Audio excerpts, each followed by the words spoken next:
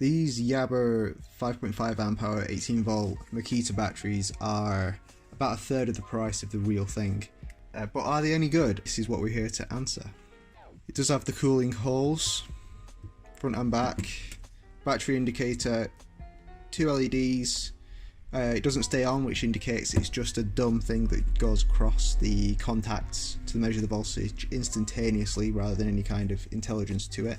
Inside them, the casing has some ribbing to hold the cells in places, and the top looks fairly robust as well. Polycarbonate. The toggle PA6 glass fibre reinforced 30%. Battery pack itself, out of the box. Well, the PCB isn't the one that is shown in the marketing imagery. Also, the cells don't have any protection in between each cell. They are just loose, apart from this black plastic on the top there. The PCB does seem to have balancing connections, these white cables here. And out of the packet, they are 18.5 volts. Jolly good. And then checking the cell balance, 3.706, 3.705, 3.708, and the final one, 3.707. So it does look like the cells are at least balanced out of the box. That's on the back of the battery indicator. These PCBs are double-sided. This side shows nothing. Taking the screw out, there is a temperature probe which is in place using some adhesive here, some Celastic. Underneath we can't really see a lot as it is.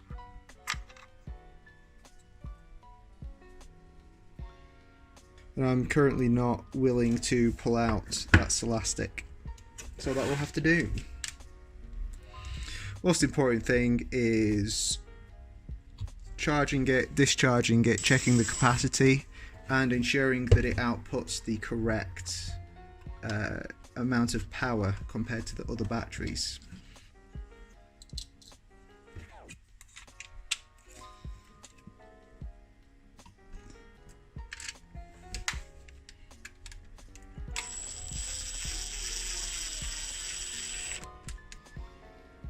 "20 volts,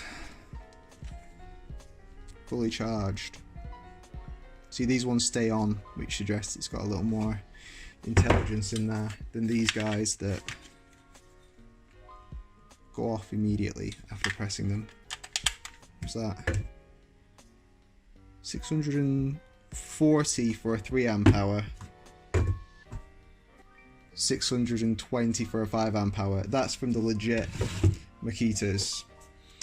And from the Yabba, 575, which does suggest there is less in it. Having said that, inside here the PCB is a lot more complicated than the PCB in this one. I'm going to measure how much energy you get out of it, how much energy you can put back in, and compare that to the 5 and 3 amp hour Makita batteries. Now this is interesting. This is an official Makita 5 amp hour 18 volt battery.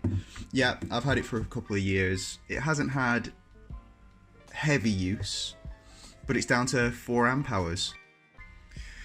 The results from the 3 amp hour 18 volt, it got 2.54 amp hours out of it.